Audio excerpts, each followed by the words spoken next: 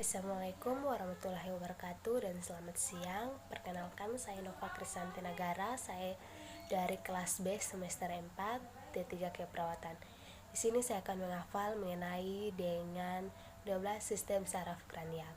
Yang ke-1 yaitu olfaktorius dengan jenisnya sensori yang berfungsi sebagai menerima rangsangan dari hidung dan menghantarkan ke otak dan diproses sebagai sensasi bau.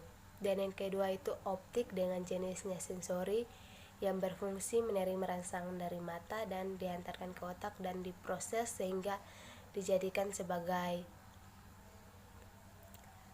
sensasi visual. Yang ketiga yaitu okulomotor yang jenisnya motorik yang berfungsi sebagai menggerakkan sebagian besar otot mata. Dan yang keempat yaitu troklearis yang jenisnya motorik yang berfungsi sebagai menggerakkan sebagian otot mata.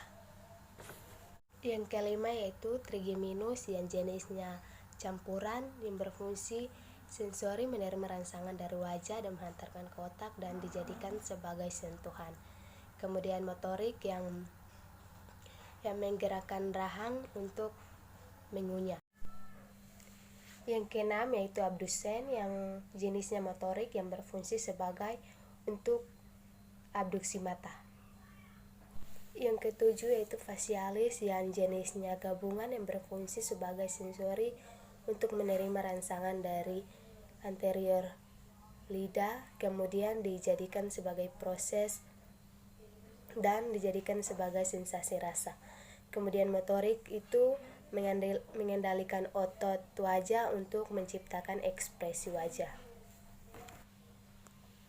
Yang kedelapan yaitu vestibuloclearis yang jenisnya sensori yang berfungsi sebagai untuk mengendalikan keseimbangan sensori koklea dan menerima rangsangan dan dijadikan untuk diproses di otak sebagai suara. Yang kesembilan yaitu glossopharyngeus yang jenisnya gabungan yang berfungsi sebagai sensori untuk menerima rangsangan dari bagian posterior lidah, kemudian diproses dan dijadikan sebagai sensasi rasa. Kemudian motorik yang untuk mengendalikan organ-organ dalam. 10 yaitu vagus yang jenisnya gabungan yang berfungsi sebagai sensori untuk menerima rangsangan dari organ dalam, kemudian motorik yang untuk mengendalikan organ-organ dalam. Yang ke-11 yaitu aksesorius yang jenisnya motorik yang berfungsi untuk mengendalikan pergerakan kepala. Dan yang terakhir yang ke-12 yaitu hipoglossus yang jenisnya motorik yang berfungsi sebagai untuk mengendalikan pergerakan lidah. Mungkin itu saja penyampaian dari saya, kurang dan lebihnya saya mohon maaf. Assalamualaikum warahmatullahi wabarakatuh.